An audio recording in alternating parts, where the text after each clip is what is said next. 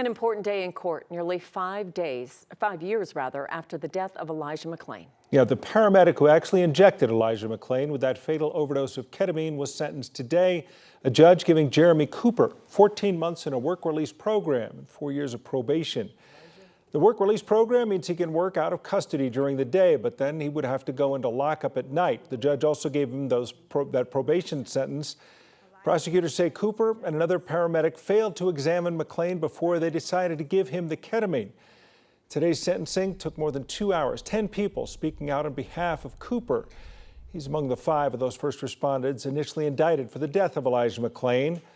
One former officer, Randy Rodema, currently serving a similar 14-month sentence. And the other paramedic, Peter Chikuniak, was sentenced to 5 years in prison. There were 2 other officers. They were acquitted. Here's some of what the judge had to say at sentencing.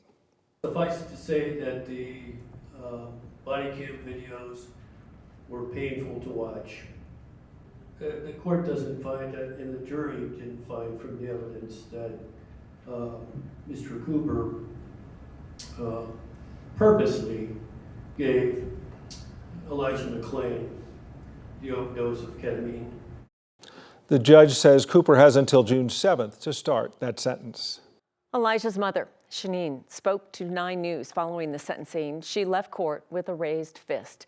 Janelle Finch joins us, and she talks to us more about what Shanine had to say. She's in Brighton. Hey, Janelle. Hi guys. Well, this was the 3rd and final sentencing of this case, but despite that, emotions were still raw for Shanine McClain, Elijah McClain's mother, who has been pursuing justice, and it's clear it hasn't gotten any easier. Jeremy Cooper had 10 people speak on his behalf before speaking for himself today. He began his statement by addressing Elijah directly, at which point Shanine and a few others left the room. She missed the rest of his pleas to the judge before re-entering the courtroom to provide her impact statement. She called Cooper a bully with a badge and said her son was failed by paramedics who shouldn't have even been at the scene at all. In the end, the judge gave Cooper 14 months work release program. Shanine walked out of the courthouse with her fist held high. She says the trial has been exhausting, but always worth it. God put me here for a reason.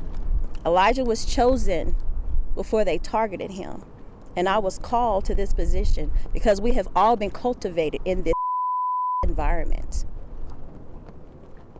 Long live Elijah. Shanine says she doesn't know what her next steps are, but she's glad that this phase of pursuing justice is over. Live in Adams County, Janelle Finch, 9 News. Many years for her. All right, and a lifetime. All right, thank you, Janelle.